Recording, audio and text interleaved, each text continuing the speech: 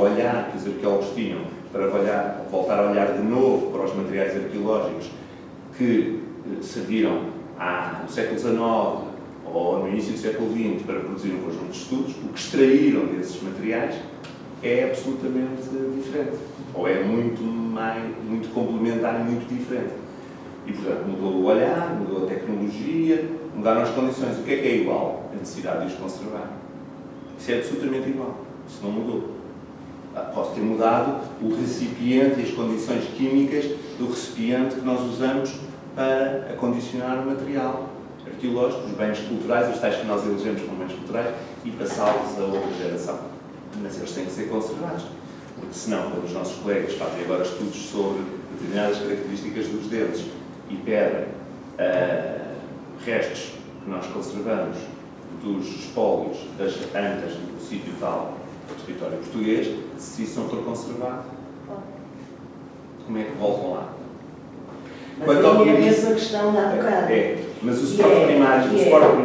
que nós podemos ter tanto... Desculpe só interrompa à vontade. Acho que é que nós podemos ter também, em termos de suporte físico, podemos ter uma quantidade também tão grande de material que podemos não o conseguir conservar, isto é... Não, o descarte, ou seja, a eliminação seletiva. Exato, vamos usar a expressão. Hoje em dia os arqueólogos usam descarte. Eu não gosto da palavra, acho que a palavra eliminação, a eliminação já até nos foi estabilizada semanticamente, porque existe portaria de eliminação aos arquivos. E, portanto, temos essa estabilização conceptual. Descarte implica que possa não ter havido um olhar muito... A palavra descarte pode implicar a inexistência de um olhar mais cirúrgico, mais profissional, mais científico sobre aquilo que nós estamos... essa operação que estamos a fazer. Mas a palavra eliminação criteriosa ou avaliação com eliminação... Eliminação implica uma avaliação, uma interpretação. É obviamente relevante. Claro que nós não vamos poder guardar tudo, nem pouco mais ou menos, não vamos poder guardar tudo. Ainda assim, é preciso ter cuidado nestas matérias com decisões apressadas nesse domínio. Precisam de tempo e precisam de ser calibradas, precisam de tempo. Relativamente à questão com que me dirigi há pouco e que nos afastávamos deste diálogo, lá está que a realidade tem muitas cambiantes e altera-se muito. Vamos lá pensar. Quando se escavou e se fizeram primeiras grandes intervenções na área urbana de Lisboa, em época democrática, ou seja, posteriores a 1974, praticamente conservou-se tudo aquilo que era possível conservar. Hoje não. Mas há outros fatores hoje em dia que não existiam, de pressão que não existiam naquela época. Não é o problema da lei. É um problema de espaço. É um problema de espaço, por exemplo, logo em primeiro lugar, ou de urgência de obter determinado tipo de efeitos. Portanto, o que eu acho que é muito relevante é nós, por isso estas duas comunicações, intervenções, são muito complementares e muito interessantes. O que eu acho que é importante é nós termos um espírito extremamente aberto, ponderado e, acima de tudo, muito receptivo para receber informação que não nos permita tomar decisões completamente definitivas que impliquem ou que impeçam não poder regressar atrás para tentar colmatar falhas ou para tentar colmatar lacunas, porque está na nossa mão muitas vezes um conjunto de tomadas de decisão em matéria de armazenamento de informação que pode ser prejudicial não só à memória, à recuperação da memória, à construção da história, como ao próprio resgate informativo que nós precisamos de ter, a recuperação da informação, como nós dizemos. E, portanto, estas questões são muito relevantes. Relativamente às reservas, portanto, às reservas, e é aquilo que referiu, é reserva de materiais arqueológicos e não reserva arqueológica. Reserva arqueológica é outro espaço que nós não é reserva de materiais. Sim, mas eu estou só a dizer para separar. Reserva arqueológica é o espaço que nós guardamos num sítio arqueológico. Por exemplo, não escavamos e legamos a uma geração futura. Reserva de materiais arqueológicos, aí está imenso por fazer. Não precisamos de pensarmos de caminhões com espólio a circular por aí, não é? Temos que fazer. São 308 municípios, já para o senhor falou, já sei. 308 municípios. Não há 308 reservas de espólio arqueológico. 608 municípios. Portanto, há muito que fazer nessa matéria de armazenar, catalogar, contemporaneizar, gerir os polos arqueológicos que, em diferentes épocas, nós, arqueólogos, exumamos no subsolo, ou que outros exumaram e nos legaram. Agora, temos que estar atentos, muito atentos. O que eu estava a dizer não se passou comigo, apenas sou quem pega no elo da cadeia. Temos que estar atentos. Quando foi o falecimento do arquiteto Gustavo Marques, o Dr. Luís Raposo, meu assessor no museu, tomou conta das coleções todas, independentemente dos sítios estarem ou não registados no conjunto de sítios do Museu Nacional de Arqueologia. Tomou conta de tudo. Essa operação, essa intervenção naquele momento é decisiva. E é importante. E é absolutamente fundamental. Ficou para mim, não interessa, fica para um tempo posterior a tomada de decisão sobre o que fazer, como arrumar, se por autarquias, se por sítios arqueológicos, com que interlocutores, com que entidades terceiras. Não há tempo para isso. Agora, em determinados momentos é preciso agir no sentido de conservação e no sentido de resgate. Portanto, dependendo da lei, a realidade muitas vezes perde outros após, outros componentes, não é? Só para dar uma chega, isso que diz relativamente aos materiais arqueológicos, eu acho que o Tatis Mutatis também se aplica aos arquivos, ou à informação que é produzida nas várias instituições. É que nós vimos, de facto, aquilo que eu chamei o paradigma custodial, em que havia uma obrigação, digamos, mesmo legal do Estado, não é? De ser o depositário dos arquivos da administração, dos materiais da arqueologia, etc. E de criar instituições, as tais instituições de memória, os arquivos, as bibliotecas, os museus, responsáveis por tudo isto. Esse modelo estatal, concentracionista, de custódia, etc., esse modelo está esgotado, porque não há, por questões de espaço, é impossível, não é? Aquele exemplo que eu dei há bocado de haver 800 km, já deve haver mais neste momento, de documentação por incorporar nos arquivos do Estado. Quer dizer, a Torre do Tombo tem capacidade de 90 km, para meter estes 800, se quiséssemos guardar tudo, tínhamos que construir não sei quantas Torres do Tombo, não é? Portanto, é impensável que hoje em dia se possa continuar nessa linha. Não é? Em termos arquivísticos, a tendência agora é cada vez mais responsabilizar os produtores de informação sobre a sua própria memória. Portanto, as coisas funcionarem em rede, nós não precisamos de concentrar tudo num espaço para termos acesso à informação, porque hoje já não vamos lá fisicamente.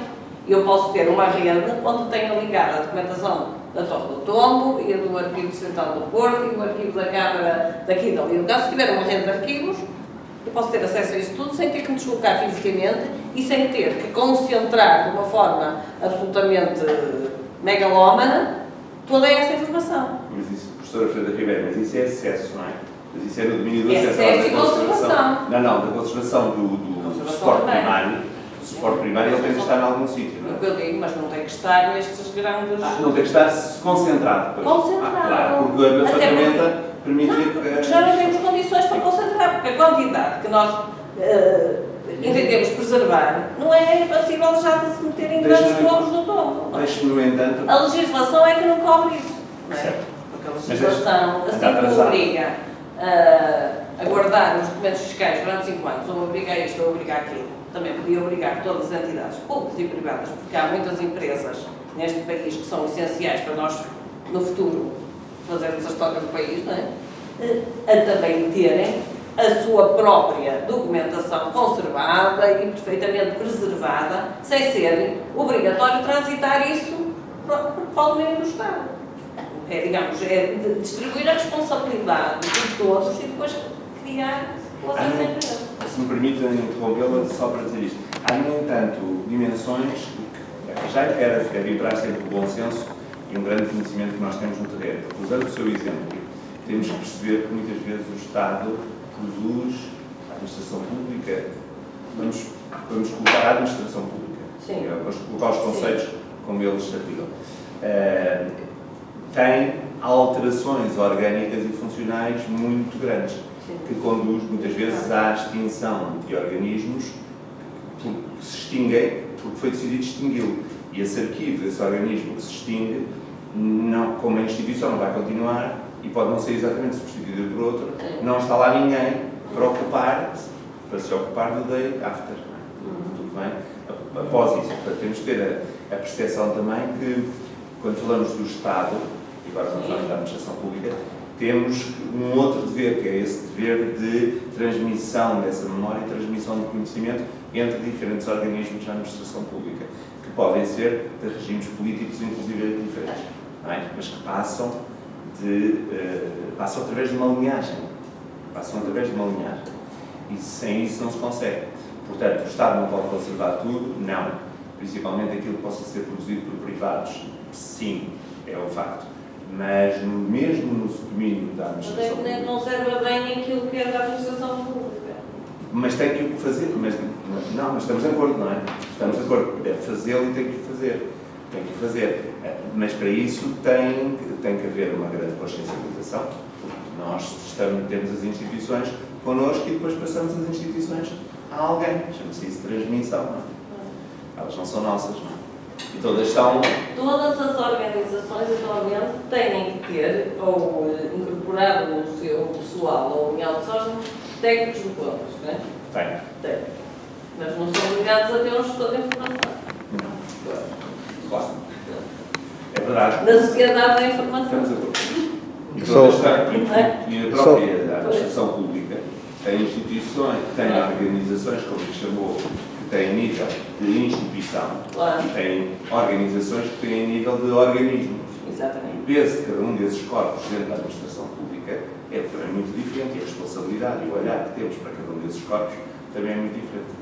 Eu só gostava sobre a memória, há bocado, de dizer uma coisa que me parece interessante. Eu acho que nós também temos que acompanhar a gente da neurociência. Eu estava muito atento à parte da neurociência, que eu acho que temos que acompanhar com muita atenção o que a neurociência nos vai trazendo, porque os nossos próprios conceitos que utilizamos podem mudar em função daquilo que é o estudo do próprio cérebro. Por exemplo, nós, relativamente à memória, eu estava a ouvi-lo e a pensar nos textos do professor António Damasio, nós, relativamente à memória, como é que a memória se armazena, como é que recuperamos a memória. O ato de recuperar a memória significa que recuperamos a memória toda que temos armazenada, sim ou não? Ou só recuperamos uma parte dessa memória porque a função de recuperação está diminuída. Portanto, isso é que é um tópico, peço desculpa, é um dava para um outro colóquio.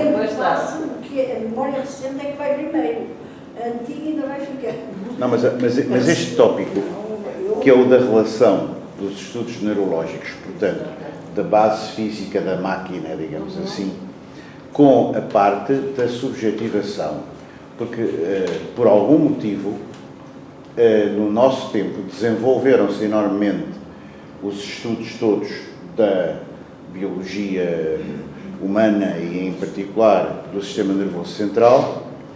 Eu estou-me a ganhar, agora, de repente, de um colóquio, de um debate que existe muito interessante, que está publicado em português, não sei se pela Europa América, entre o Paul Ricoeur, representando as ciências humanas, ou seja, representando o ser humano, e o Jean-Pierre Changeux, aquele indivíduo que escreveu O Homem Neuronal, e em que há um desentendimento absoluto entre os dois. Porque, enquanto que o Jean-Pierre Changeux, conhecendo a complexidade do cérebro, da tal máquina, o tal funcionamento da máquina, imagina que ele alguma vez poderá, projeto antiquíssimo que vem desde o Comte, que queria transformar todos os problemas da filosofia em problemas científicos, etc. Portanto, a reduzir pouco a pouco a filosofia, ia sendo reduzida, a problemática do sujeito, da subjetividade, ia sendo progressivamente reduzida, não é? Porque as ciências iriam ocupando progressivamente esse lugar, digamos assim.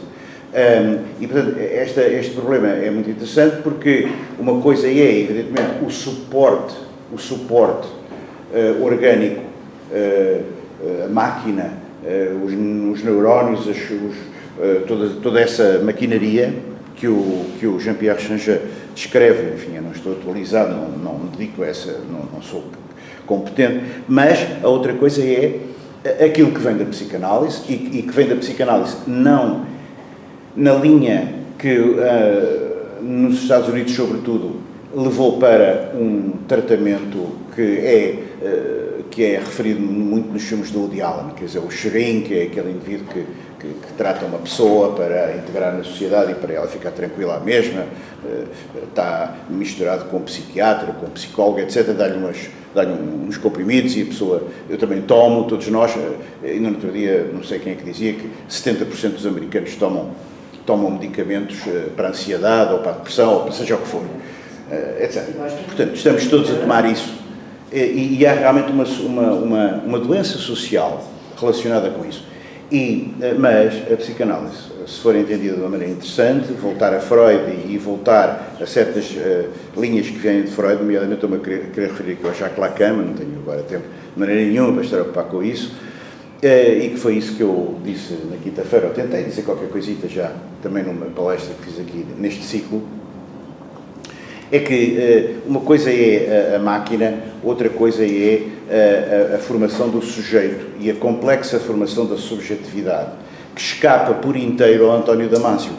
Quando o António Damasio quer ir buscar filósofos como o Descartes ou o Spinoza, ele está a querer ir buscar o quantum mais de validação daquilo que lhe falta cientificamente. Não sei se me faço entender. Quer dizer, por mais que a ciência estude a máquina, eu não estou com isto a querer cair em nenhuma transcendência fantástica. Eu acho que o problema é metáfora. É que o nosso cérebro não é uma máquina. Esse é que é o grande problema. Perdão? O grande problema é a metáfora que nós utilizamos para estudar o cérebro. O cérebro não é uma máquina. Pois. É uma entidade orgânica.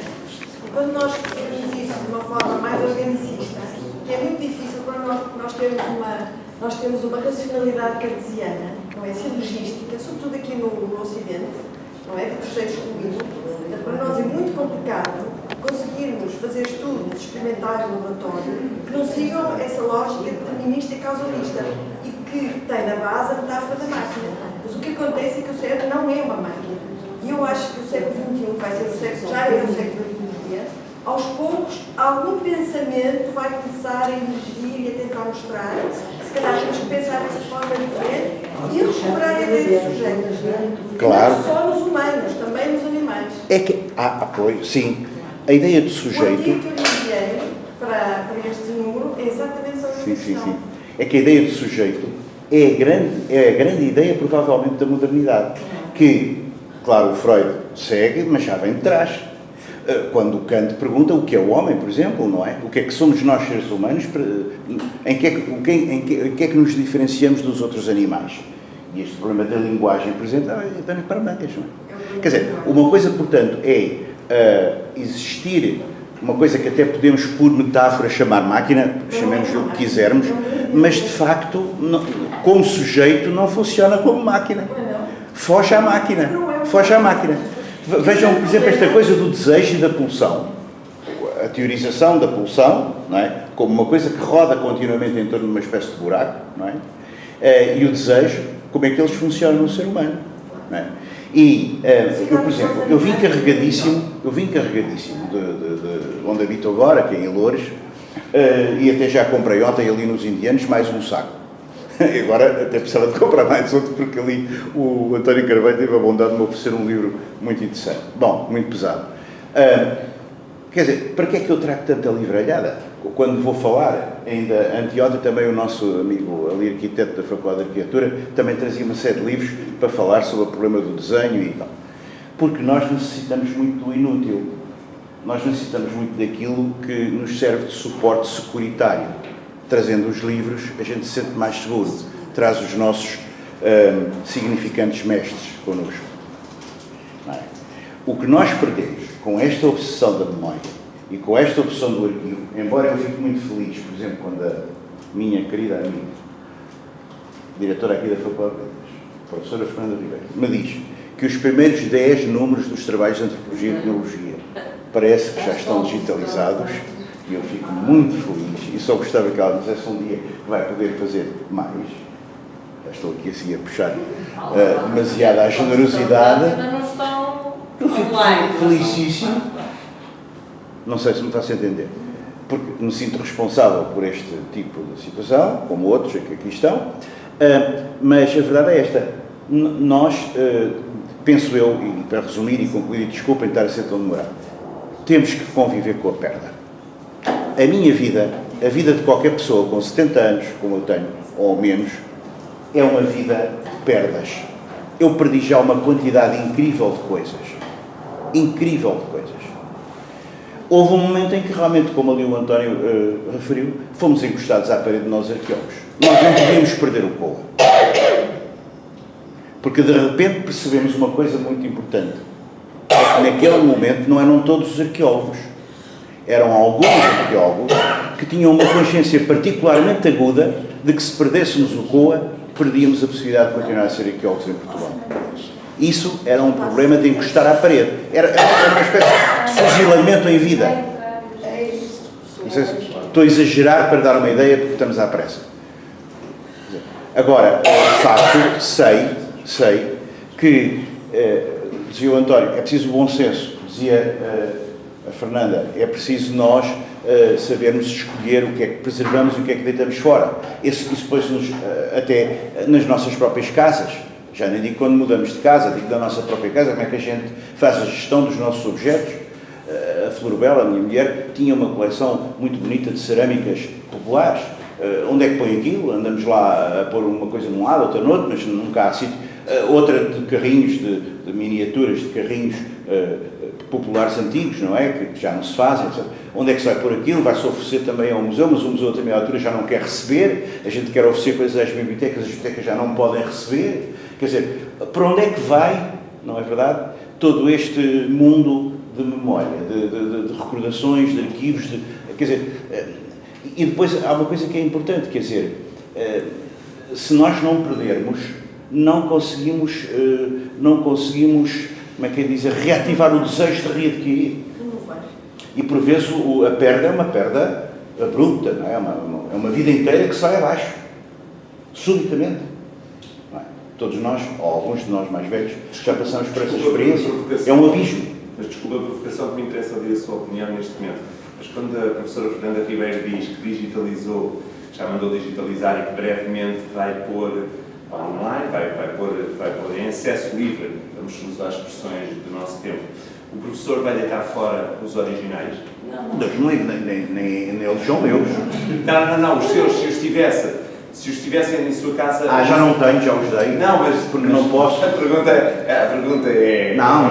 É retórica. Deitaria fora os originais? Não, se eu fosse rico, já teria comprado, quando andei à procura de apartamentos, há muitos anos aqui no Porto, houve uma senhora que me disse, senhor, faz como um colega seu, comprou um apartamento para si e outro para os livros. Está a dizer que se está a atender a duplicar A pergunta que eu quero é essa. A pergunta é, não sei se a pessoa tem em casa algum volume do arqueólogo português. Deve ter talvez um volume ou dois, Estão todos digitalizados. porque eu dei tudo. Claro. Dei tudo.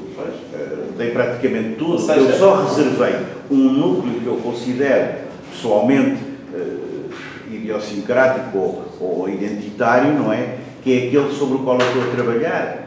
Mas, por exemplo, eu tenho uma coisa que é um Kindle, sabe o que é o Kindle, não é? Essa é uma coisa que qualquer um pode ter no computador, é um software. Mas eu tenho também um objeto. Nesse Kindle, eu vejo mais vezes atrapalhado, porque estou a ler um livro e queria ir ver outro. Já lá tenho alguns cento e não sei quantos livros no Kindle. Sabe porquê? Porque há muitos livros em português ou em francês que, em vez de, se forem em português, são Kindles feitos no Brasil. E então, eu estou com uma dúvida à meia-noite. À meia-noite e 10 tinha a dúvida resolvida porque comprei aquele Kindle que estava. É maravilhoso, isto é maravilhoso, a tecnologia. Eu não sou nenhum Vector Restelo, sonhador com o passado, nada disso. Agora, o que eu digo é que realmente eu tenho 170, não sei quantos livros no Kindle e queria comparar uma coisa que diz o fulano tal com o fulano tal e num livro dava muito mais jeito, não é? E o índice remissivo, ali não consigo facilmente, não é? Quer dizer, agora, basicamente,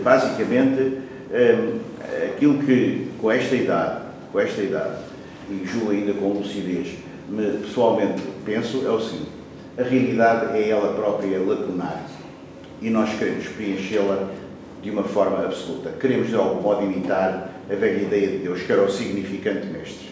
Com isto, não quero ofender ninguém que seja crente nessa ideia, ou nessa crença. De maneira nenhuma. O que eu estou a dizer é que aqueles que não têm essa crença, ainda sentem, talvez com maior força, reparem o que era a ideia cristã por excelência, da qual vem todo este problema. É que no futuro os corpos e as almas se juntavam e havia uma redenção final de toda a perda. Porque a perda é uma perda de muitos, incontáveis números de crianças que morreram sem sequer saber que tinham existido. A perda é a perda inerente ao próprio universo que está em permanente entropia. A perda é a perda do sistema solar, que a gente sabe que tem uma durabilidade. Então, e quando o sistema solar estourar, já teremos os nossos descendentes fugido deste sistema solar para outro? Quer dizer, nós vivemos obcecados com o problema da perda, quando deveríamos conviver melhor com ele. Mas, lá está, justamente, quem somos estes nós? Como vamos encontrar um bom senso comum para saber o que é que conservamos e o que é que destruímos? Este é que é o problema.